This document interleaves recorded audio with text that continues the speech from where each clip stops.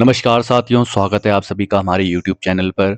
आज हमारा day 5th है, जिसमें कि हम next 7 most important current affairs को डिस्कस करेंगे और उनके साथ जितनी भी हमारी स्टैटिक इन्फॉर्मेशन है, उसको भी कवर करने वाले हैं। चलिए, ठीक है, स्टार्ट करते हैं। फिर हमारा जो फर्स्ट करंट अफेयर रहने वाला है आज का, वो है which country secured the first position in the medal tally at the ISSF junior world cup 2026। ISSF junior विश्व कप 2026 की पदक तालिका में प्रथम स्थान किस देश ने प्राप्त किया है?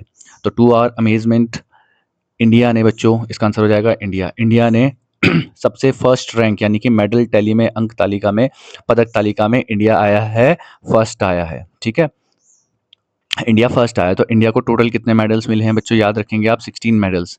मैंने बार बार बताया है, स्पोर्ट्स का अगर करंट अफेयर है तो बहुत ही ज़्यादा इंपॉर्टेंट हो जाता है, irrespective of which sport it is. ठीक है, चाहे वो क्रिकेट हो, चाहे फुटबॉल हो, चाहे एथलेटिक्स हो, कुछ भी हो, तो स्पोर्ट्स का करंट अफेयर जो होता है, या फिर कोई भी क्वेश्चन जो होता है, वो किसी भी एग्जाम के लिए, चाहे वो स्टेट का हो चाहे वो सेंटर का हो, इंपॉर्टेंट बन जाता है। तो इंडिया के कितने मेडल्स हो गए बच्चों? 16 मेडल्स हो गए, जिसमें से कि 5 गोल्ड हैं, 6 सिल्वर हैं एंड 5 ब्रोंज हैं। ठीक है, 5 हैं स्वर्ण, 6 हैं रजत और 5 है कांस्य। ठीक है, अगर मैं बात करूं इस मेडल टैली की, ये जो वर्ल्ड कप हुआ है, जूनियर वर्ल्ड कप, ये किस चीज से रिलेटेड है? ये शूटिंग से रिलेटेड है। ठीक है, तो शूटिंग से और ये वर्ल्ड कप कहाँ हुआ था? ये हुआ था बच्चों कायरो में। कायरो कहाँ पे है? कैपिटल है किसकी, कौन सी कंट्री की? इजिप्ट की कैपिटल है।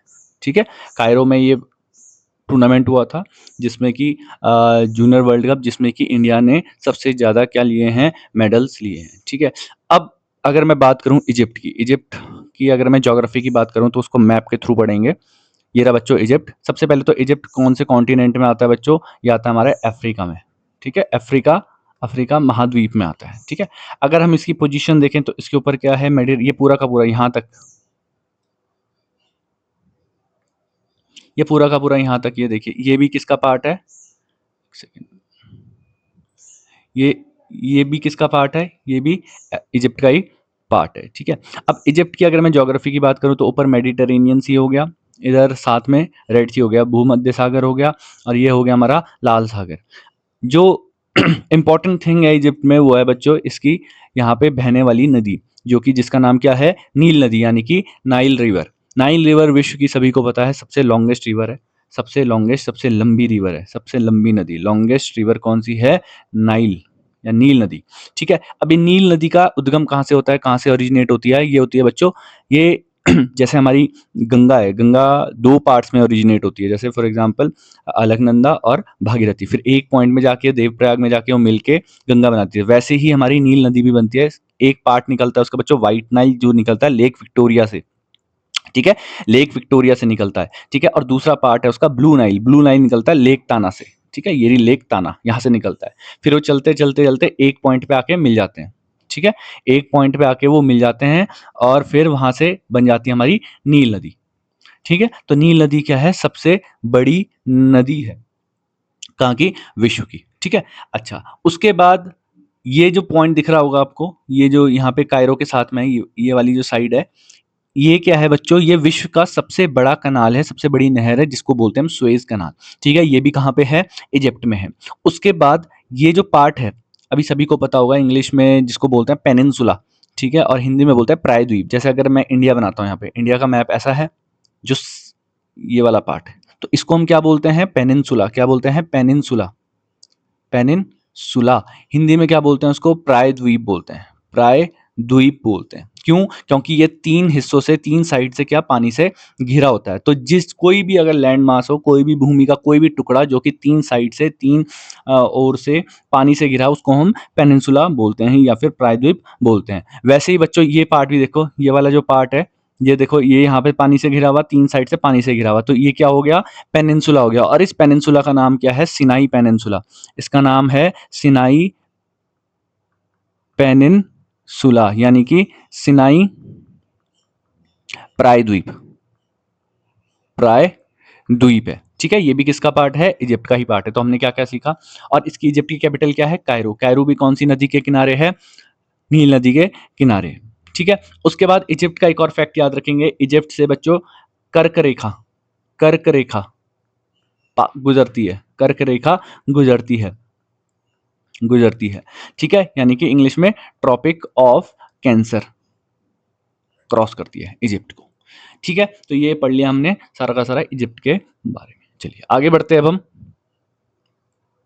Which two languages have recently been declared as official state languages of Meghalaya? हाल ही में मेघालय की आधिकारिक राज्य भाषाओं के रूप में किन दो भाषाओं को मान्यता दी गई है? ठीक है, तो इसका आंसर हो जाएगा खासी एंड गारो, खासी एंड गारो। अगर हम बात करें मेघालय की बच्चों जो पहले से जो आधिकारिक भाषा थी वो थी इंग्लिश, ठीक है। और इंग्लिश के साथ साथ अब खासी प्लस गारो, इन दोनों को भी आधिकारिक भाषा के रूप में ऐड कर दिया गया है, ठीक है। तो अब यहाँ पे टोटल 3 ऑफिशियल लैंग्वेजेस हो गई हैं, टोटल 3 ऑफिशियल लैंग्वेजेस हो गई, ठीक है। अब आपके लिए होमवर्क है, पहला क्वेश्चन है कि आप मेरे को बताओगे कि यहाँ पे मेघालय की कैपिटल, कमेंट बॉक्स में कैपिटल क्या है, यहाँ के सीएम कौन है, यहाँ के गवर्नर कौन है, गवर्नर कौन है। हम बढ़ते हैं आगे, जो इसमें से इंपॉर्टेंट पार्ट है वो हम पढ़ते हैं बच्चों आज ऑफिशियल लैंग्वेज। यहां से आपका पॉलिटी का सेक्शन भी कवर होएगा। ऑफिशियल लैंग्वेज क्या होती है? ऑफिशियल लैंग्वेज आधिकारिक भाषा,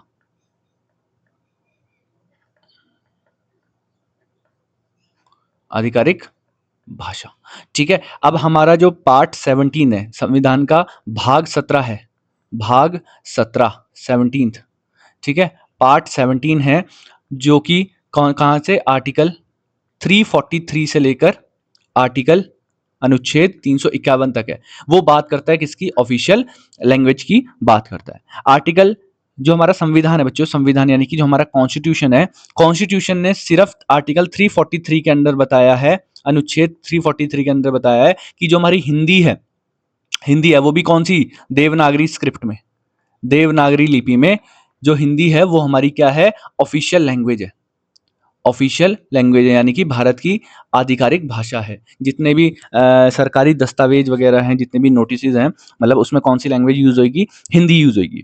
लेकिन हुआ क्या था बच्चों, जब हमारा देश आज़ाद हुआ था तो उसके बाद जब हमारा एडमिनिस्ट्रेशन शिफ्ट हो रहा था, यानी कि ब्रिटिशर्स के पास पहले हमारा प्रशासन था, जब उसको हम शिफ्ट कर रहे थे, इंडियंस के पास दे रहे थे, तो स्मूथ ट्रांजिशन के लिए बोला गया था कि 15 साल के लिए इंग्लिश को भी कंटिन्यू रखा जाएगा as a official language, as a official language, ठीक है। लेकिन उसके बाद 1963 में हमारी जो गवर्नमेंट है वो लेके आई थी, और पूरा क्या बोलते हैं, पावर दी गई थी पार्लियामेंट को, यानी कि संसद को, कि आप पूरी तरीके से, आपके पास पावर है कि आप किसी भी लैंग्वेज को क्या बना सकते हैं? ऑफिशियल लैंग्वेज बना सकते हैं, ठीक है। तो 1963 में जो हमारी गवर्नमेंट है वो लेके आई थी official languages act, official languages act.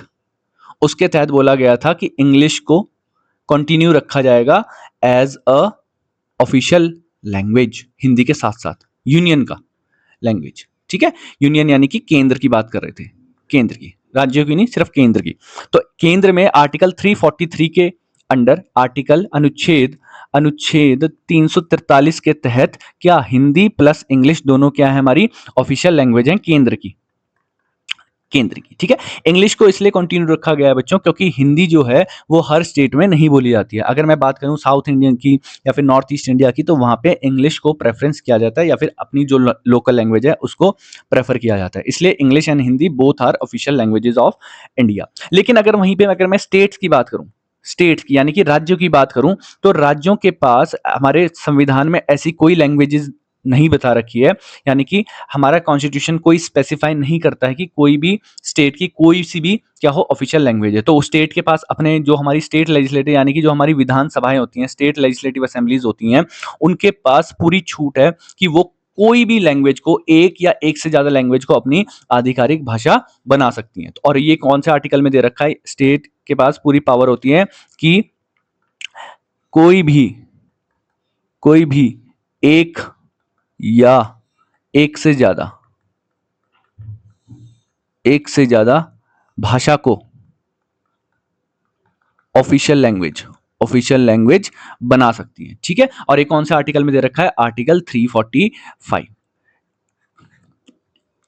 ठीक है, तो ऑफिशियल लैंग्वेज का क्वेश्चन काफ़ी बार पूछा जाता है। अभी टीजीटी आर्ट्स का एग्जाम हुआ था, तो उसमें भी ऑफिशियल लैंग्वेजेस से आर्टिकल से रिलेटेड क्वेश्चन पूछ रखा था, तो इसको हम कॉम्प्रिहेंसिवली कवर करेंगे। तो इसी आर्टिकल के अंडर बच्चों मेघालय ने अपनी दो और आधिकारिक भाषा के रूप में दो और भाषाएं चुनी हैं। ठीक है, तो अभी इनकी कितनी लैंग्वेजेस हो गई हैं? 3 लैंग्वेजेस हो गई हैं, इंग्लिश, हिंदी एंड इंग्लिश, खासी एंड गारो।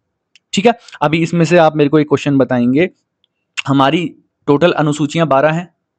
टोटल अनुसूचियां कितनी हैं? टोटल स्केड्यूल्स अनुसूचियां कितनी हैं? 12 हैं। 12 में से किस अनुसूची के तहत जो हमारी लैंग्वेजेस रिकॉग्नाइज की गई है, मतलब कौन सी अनुसूची है जिसमें कि भाषा से रिलेटेड कंटेंट दिया गया है? ठीक है, जिसमें कि 12 भाषाएं दे रखी हैं।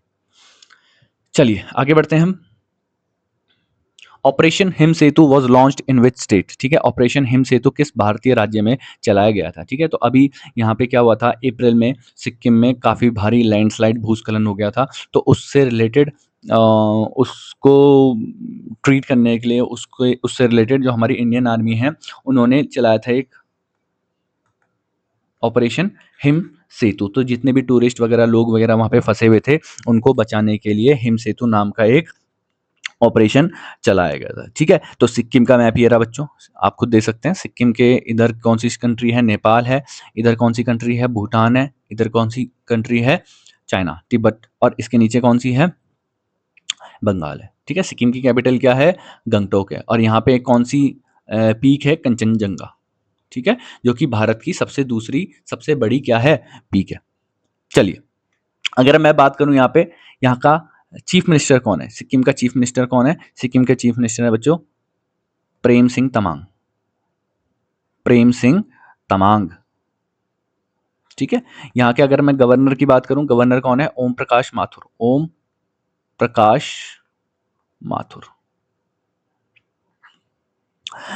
ठीक है, अगर सिक्किम की अगर और बात करी जाए, सिक्किम की कैपिटल क्या है? कैपिटल है गंगटोक।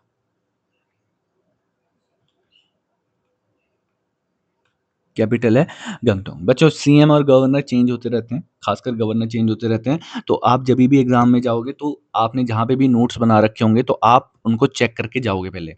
ठीक है, कि क्या बोलते हैं कहीं चेंज तो नहीं हो गया। तो ये जो चीज़ें हैं ये चेंज होती रहती हैं, तो इसमें आपको खासा ध्यान रखना है और एग्जाम जाने से पहले एक बार क्रॉस चेक कर लेना है। ठीक है, चलिए आगे बढ़ते हैं सिक्किम के बारे में और फैक्ट्स। सबसे पहले तो सिक्किम को भारत में जब भारत की एक नया राज्य बनाया गया था तो किस संवैधानिक संशोधन के द्वारा बनाया गया था? तो 1975 में 36वें संवैधानिक संशोधन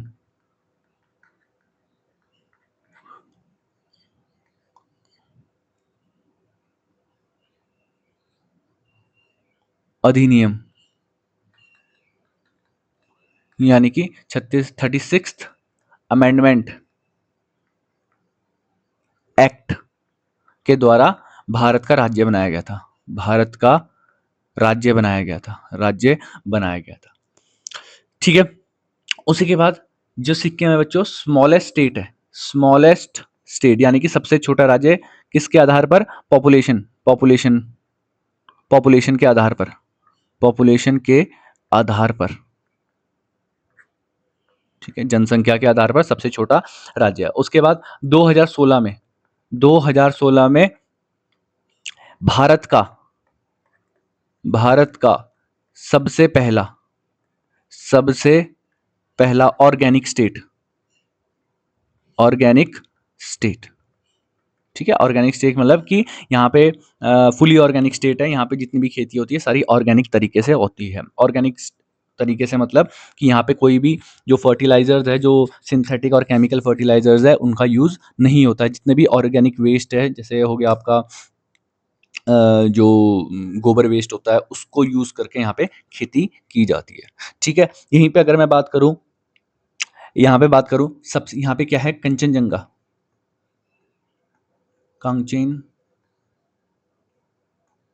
जंगा। ठीक है, जिसकी ऊंचाई क्या है? 8586। ये है यहाँ पे भारत की इंडियाज सेकंड हाईएस्ट पीक है। ठीक है, इंडिया की सेकंड हाईएस्ट पीक है। फर्स्ट कौन सी है पीक सबसे बड़ी इंडिया की, वो है हमारी गॉडविन ऑस्टिन K2, ठीक है, जो कि पीओके में है, लेकिन हम उसको अपना ही पार्ट कंसिडर करते हैं, ठीक है। उसके बाद यहीं पे बच्चों एक बहुत ही इंपॉर्टेंट चीज है जिसपे कि क्वेश्चन पूछा भी जा सकता है, खांगचेन जोंगा नेशनल पार्क, ठीक है। कांगचेन जोंगा नेशनल पार्क ये क्या है, इंडिया की इकलौती, India's only mixed world heritage site, ठीक है। 2016 में इसको mixed world heritage site declare किया था, ठीक है। अब ये मिक्स्ड वर्ल्ड हेरिटेज साइट क्या बच्चों, यूनेस्को जो है, यूनेस्को क्या करता है, कुछ स्थल को जो हमारे चाहे इंडिया की बात करो चाहे वर्ल्ड की बात करो, कुछ जगहों को क्या विश्व धरोहर स्थल मानता है, ठीक है। तो उसके अंदर दो कैटेगरीज होती हैं, ठीक है। एक होता है नेचुरल यानी कि प्राकृतिक नेचुरल, और दूसरा होता है कल्चरल। जैसे अगर मैं काजीरंगा की बात करूं तो Kaziranga UNESCO world heritage site है तो वो नेचुरल है, और ताजमहल की बात करूं तो वो क्या है, कल्चरल है। वो कल्चरल यानी कि सांस्कृतिक सिग्निफिकेंस रखता है, ठीक है। लेकिन ये जो कांचनजंगा नेशनल पार्क है ये बच्चों दोनों है, नेचुरल भी है और कल्चरल भी है, ठीक है। नेचुरल भी है प्लस कल्चरल भी है, इसलिए इसको क्या किस चीज का टैग मिला है, मिक्स्ड वर्ल्ड हेरिटेज साइट का क्या मिला है, टैग मिला है। और ये इंडिया का सबसे पहला और इकलौता ही मिक्स्ड वर्ल्ड हेरिटेज साइट है अभी तक, ठीक है जी, क्लियर है। चलिए आगे बढ़ते हैं अब हम। नेक्स्ट है हमारा, who became India's first openly LGBTQ plus member of parliament in Rajya Sabha. Rajya Sabha में भारत की पहले खुलकर LGBT प्लस पहचान रखने वाली सांसद कौन बनी है, तो इसका आंसर हो जाएगा हमारा मेनका गुरुस्वामी, ठीक है। इसका आंसर हो जाएगा हमारा बी, मेनका गुरुस्वामी। चलिए आगे बढ़ते हैं।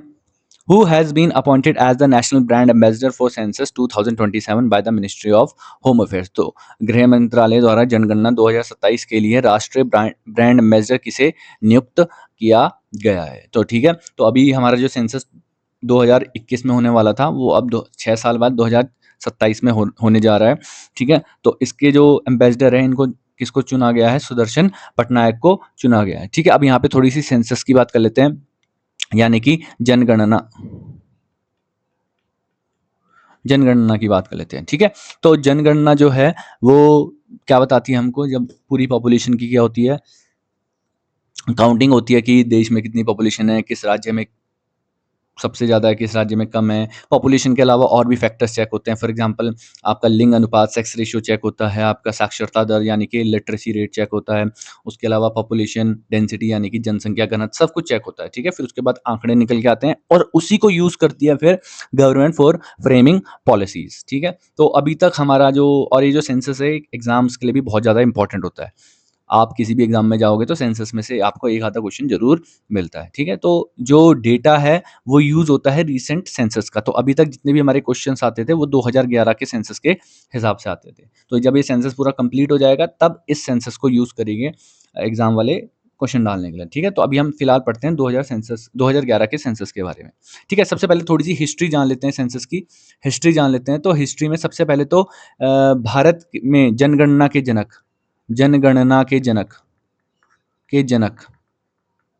यानी कि फादर ऑफ सेंसस किसे माना जाता है, हेनरी वॉल्टर को माना जाता है फादर ऑफ सेंसस, ठीक है। इन्होंने 1830 में जो ढाका शहर कहाँ पे है, बांग्लादेश में है, उसका क्या करा था, जनगणना करी थी, उसका सेंसस करा था। उसके बाद अगर हम बात करें 1872 में मेयो यानी कि लॉर्ड मेयो हमारे वाइसराय थे, उन्होंने करा था सबसे पहली बार सेंसस पूरे शहर का और पूरी जगह का एक सेंसस किया था। लेकिन ये जो सेंसस था ये काफी ज्यादा क्या था, ये इतना ज्यादा एक्यूरेट नहीं था, नॉट दैट एक्यूरेट, इतना ज्यादा एक्यूरेट नहीं था, ठीक है। काफी ज्यादा कमियां थी इसमें। तो उसके बाद सबसे मेन सेशन जो सबसे पहली बार किया जाता है वो किया जाता है 1881 में, किसके, उस समय वाइसराय थे लॉर्ड रिपन, ठीक है। लॉर्ड रिपन करते हैं सबसे पहला सेंसस, और इसी के बाद से 1881 के बाद से हमारी प्रथा बन गई थी कि हर 10 वर्ष में क्या होगा, सेंसस होगा।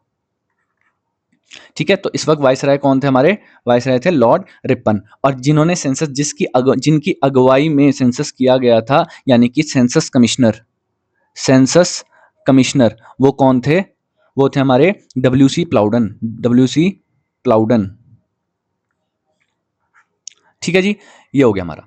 अब हम बात करते हैं 2011 के सेंसस के बारे में। 2011 का सेंसस यानी कि जनगणना। 2011 का जो सेंसस था बच्चों, ये हमारी आजादी के बाद का, आजादी के बाद का 7वां था, 7th सेंसस था। ठीक है, और टोटल, अगर मैं टोटल की बात करूं, टोटल यानी कि 1872 से, तो ये था 15th सेंसस, 15वां सेंसस था। इसकी जो थीम थी वो क्या थी? Our census our future, our census our future. ठीक है, इस वक्त 2011 के सेंसस में सेंसस कमिश्नर कौन था? सेंसस कमिश्नर कौन था? सेंसस कमिश्नर से बच्चों हमारे चंद्रमौली साहब, डॉक्टर सी चंद्रमौली। ठीक है, उसके बाद ये जो सेंसस होता है, जो मतलब जो भी हमारे कंट्री में सेंसस होता है, वो कौन कौन सी मिनिस्ट्री के अंडर आता है? Under the ministry of home affairs, home affairs. ठीक है, यानी कि हिंदी अगर मैं बात करूं तो गृह मंत्रालय, गृह मंत्रालय के अंडर आता है। ठीक है, तो ये हो गया हमारा 2011 के सेंसस के बारे में कुछ इंफॉर्मेशन। तो क्या क्या पढ़ा हमने? थीम कौन सी थी? आवर सेंसस आवर फ्यूचर, हमारी जनगणना हमारा भविष्य। सेंसस कमिश्नर कौन था उस वक्त? चंद्रमौली साहब थे। और कौन सी मिनिस्ट्री के अंडर आता है? Ministry of home affairs. अब आपका होमवर्क क्या है? होमवर्क ये है, आप मेरे को बताएंगे 2011 के सेंसस, 2011 के सेंसस के अकॉर्डिंग, उसके अनुसार सबसे ज्यादा साक्षरता दर वाला राज्य, सबसे ज्यादा साक्षरता दर किस राज्य में है? राज्य। ठीक है, और दूसरा क्वेश्चन बताएंगे आप कि सबसे कम लिंग अनुपात वाला राज्य। ठीक है, साक्षरता दर मतलब लिटरेसी रेट, लिंग अनुपात मतलब सेक्स रेशियो, सबसे ज्यादा यानी कि हाईएस्ट और सबसे कम यानी कि लोएस्ट। चलिए आगे बढ़ते हैं हम। According to the world happiness report 2026, what is India's rank among 147 countries? तो अभी वर्ल्ड हैप्पीनेस रिपोर्ट, ये काफी ज्यादा बार क्वेश्चन एग्जाम में पूछा जाता है। विश्व खुशहाली रिपोर्ट 2026 के अनुसार भारत का रैंक क्या था? तो भारत का रैंक है बच्चों 116। ये जो वर्ल्ड हैप्पीनेस की रिपोर्ट है, ये रिपोर्ट जो है, ये जो रिपोर्ट है किसके द्वारा दी जाती है बच्चों? ये याद रखेंगे आप, United Nations sustainable development solution network. हल्का फुल्का आपको ये आइडिया रखना है, अगर ऑप्शन में आएगा तो आप पहचान लेंगे। Plus Oxford wellbeing centre,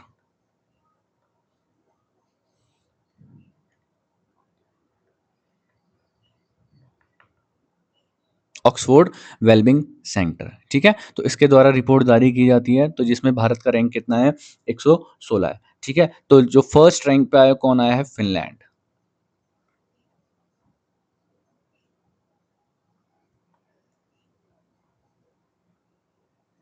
second rank पे कौन आई है? Iceland country. And third rank पे आई है हमारी डेनमार्क।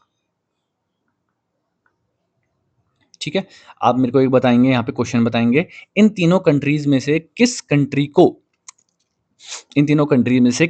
को लेक ऑफ, सॉरी लेक नहीं, कंट्री लैंड ऑफ, किस कंट्री को लैंड ऑफ 1000 लेक्स बोला जाता है? 1000 लेक्स बोला जाता है। ठीक है, सहस्त्र सहस्त्र झीलों की भूमि, झीलों की भूमि कहा जाता है। ठीक है, किस देश को, इन तीनों में से किस देश को लैंड ऑफ 1000 लेक्स या फिर सहस्त्र झीलों की भूमि कहा जाता है? ठीक है, चलिए आगे बढ़ते हैं अब हम। Which scheme was introduced by the government of India to provide logistics support to exporters during disruption in Red Sea and Strait of Hormuz? ठीक है, रेड सी भी हम पढ़ चुके हैं, लाल सागर, और स्टेट ऑफ हॉर्मुज, हॉर्मुज की खाड़ी भी पढ़ चुके हैं। कल हमने स्टेट ऑफ हॉर्मुज देखी थी, मैंने बताया भी था क्यों इतनी न्यूज़ में रहती है। ठीक है, तो लाल सागर एवं हॉर्मुज जल डमरू मध्य में उत्पन्न संकट के दौरान निर्यातकों को रसद सहायता प्रदान करने के लिए भारत सरकार ने कौन सी योजना स्टार्ट करी है? तो योजना का नाम क्या है? Relief scheme. ठीक है, और ये योजना कौन से मंत्रालय द्वारा की गई है? अगर मैं इंग्लिश की बात करूं तो ministry of commerce and industry, Hindi में वाणिज्य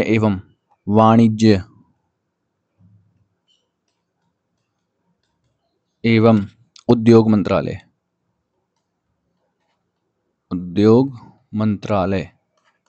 के द्वारा करी गई है। ठीक है, और इसके मिनिस्टर कौन है, हमारे मंत्री कौन है? पीयूष गोयल।